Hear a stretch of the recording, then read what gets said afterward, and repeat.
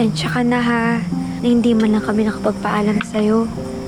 Ang bilis kasi ng mga pangyayari pagkatapos ng La Muerte Bianca incident.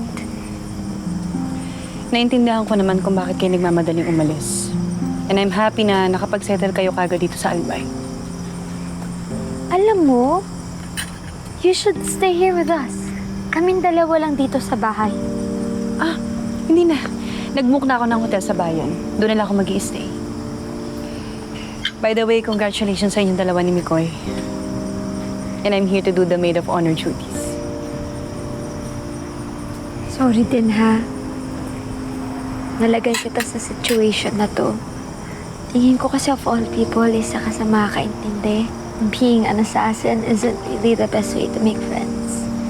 Buong life ko, I've struggled with that. Making connections. Kasi kapag naiinis ako sa taong namimit ko, gusto ko na lang baliin yung liig nila minsan. Alam mo, pareho rin naman tayo ng nararamdaman. Kaya nung nakuha ko yung offer mo, naisip ko, wala rin naman akong chance na maging maid of honor. And the long hours of law enforcement work is not exactly user-friendly. Hirap din ako magkaroon ng mga totoong kaibigan. Tsaka, mabilis akong mairita sa mga aanga-anga.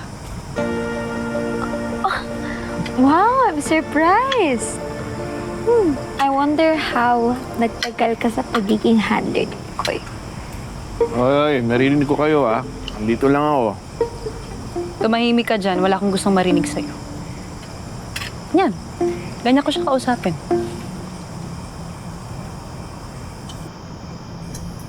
Ah, siya nga pala.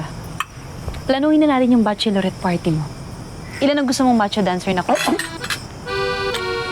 Meron akong place na alam.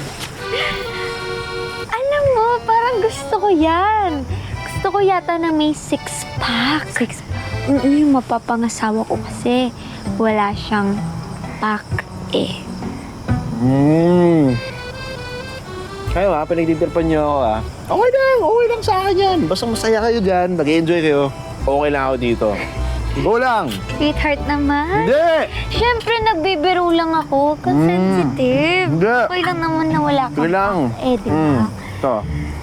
Alam mo, excited naman talaga kasi ako na andito si Alex. Alam mo, excited din ako na maging maid of honor mo. At sisiguraduhin ko na ikaw ang pinaka-espesyal sa araw ng kasal mo. Siya nga pala, meron pa ako isang malit na regalo para sa'yo. Ang aga mo naman yata magbigay ng regalo. Someone told me kasi na importante sa araw ng kasal mo nandun ang mama at papa mo.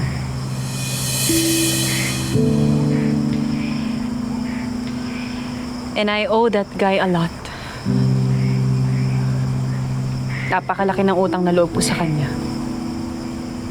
Kasi lahat ng hiniling ko, ginawa niya. Kaya nung siya naman yung humiling,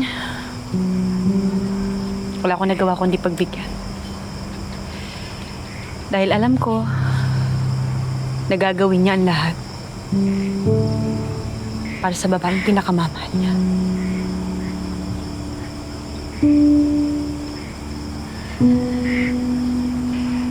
I have secured a temporary guarded visitation ni Donabel at Victor. May ihahatid ka ng mama at papa mo sa altar. Alex, thank you. Thank you so much. I owe you one. Sweetheart, thank you. I love you so much. Thank you.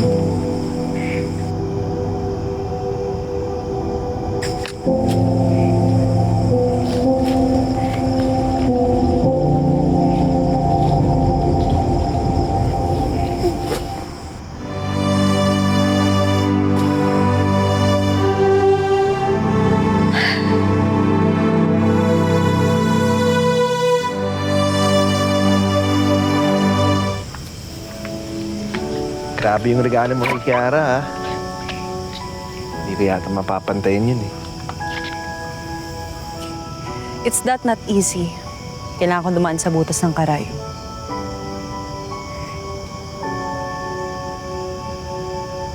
Temporary release ni Mr. and Mrs. Baltrovi para maka-attend ng kasal ni Kiara?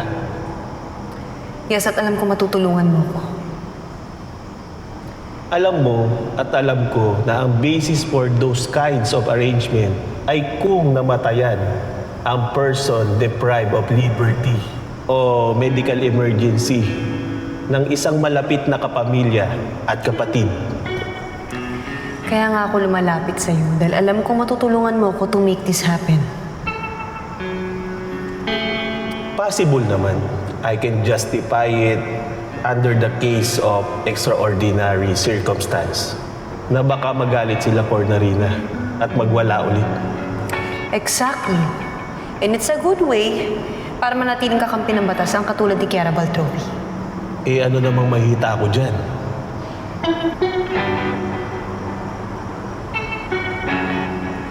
Sabihin mo lang kung anong gusto mong kapalit. Kahit ano?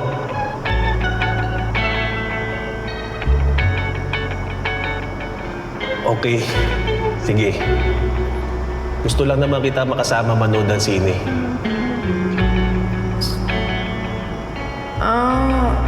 Anong palabas? Siyempre, Love Diaz. Lovely. Ha? Sinamahan mo siya manood ng Love Diaz? Teka lang, anong title? Ebolusyon ng isang pamilyang Pilipino. Evolusyon? Eh, halos 10 oras yung pelikulang yun ah. 10 hours and 24 minutes. Kaya one day sisingilin kita ha. Sisingilin kita ng mahal.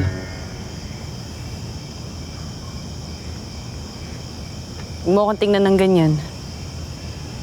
Basta quits na tayo. Salamat, Agent Alex. Maraming salamat talaga.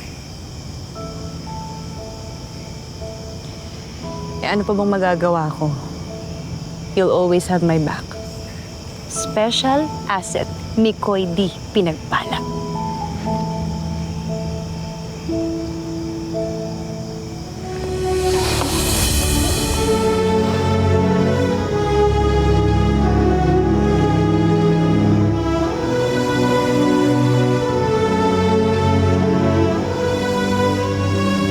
Salamat, Alex. You're the best secret agent ever. At ang pinaka-best friend ko sa lahat.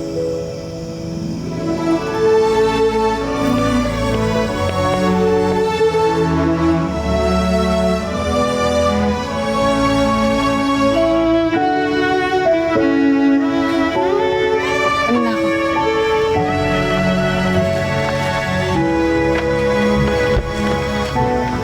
Special Agent Alex, ingat sila sa'yo.